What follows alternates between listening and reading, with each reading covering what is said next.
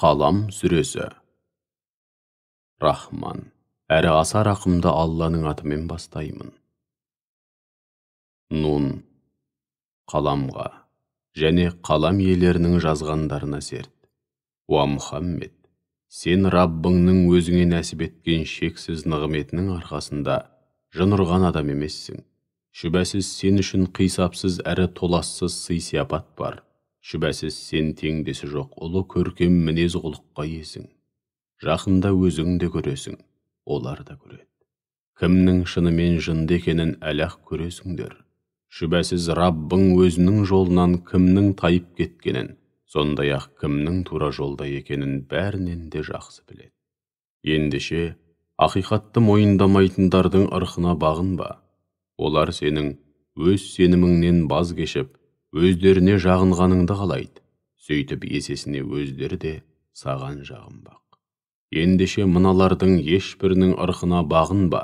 Ант бергіш қадірсіздің, өзгелерді кемсітіп ар-намысқа тиетіннің, сөз тасығыш өсекшінің, үнемі жақсылықтың алдын кескестейтіннің, шектен шыққан әрі күнәға белшесінен батқан залымның, қатыгез озбырдың, сондай-ақ тексіздің, дәулетті һәм әулетті екен деп ырқына бағынба.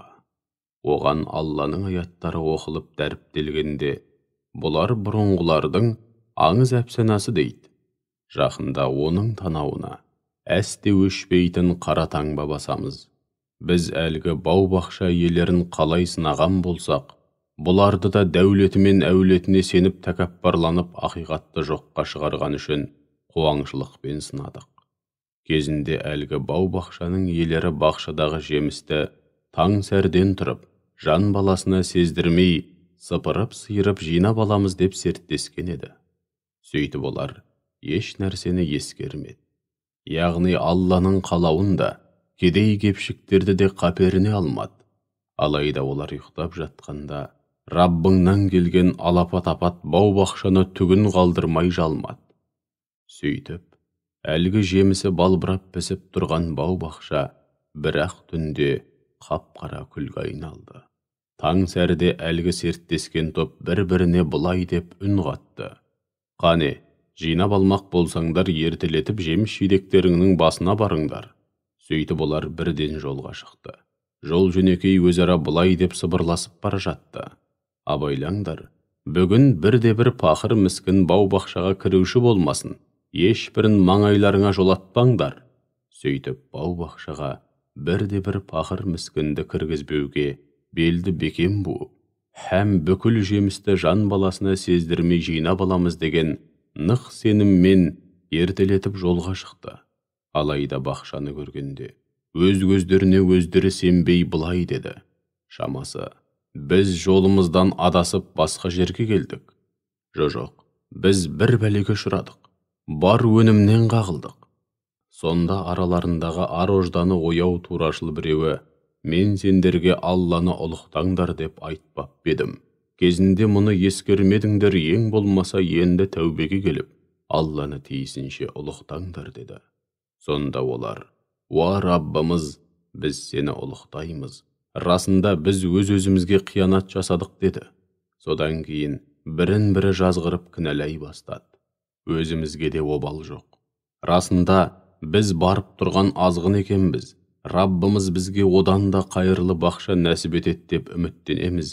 Біз енді Раббымызға толық бет бұрамыз. Бар жақсылықты бір өзінен күтеміз. Жақсылықтың қадірін білмейтін, алғысы жоқтарға бұл дүниеде берілетін жаза міне осындай. Ал ақиреттегі жаза одан әлде қайда үлкен. Адамдар соны білсе ғой. Аллаға шын көңілден тағзым етіп, оған қарсы келуден барынша сақтанғандар үшін Раббыларының дәргейінде қисапсыз һәм көз көріп құлақ естімеген нығметтерге толы жәннат бақшалары бар. Біз Аллаға шын жүректен мойын сұнғандар мен күнәға белшесінен батқан азғындарға бірдей қараймыз ба? Сендерге не болған? Қалай үкім шығарасыңдар? Жоқ әлде қолдарыңда Алладан түскен кітап бар ма еді? Мұндай үкімдерді содан оқып білудесіңдер ме? Ол кітапта сендердің қалауларың болсын деп жазылған бекен?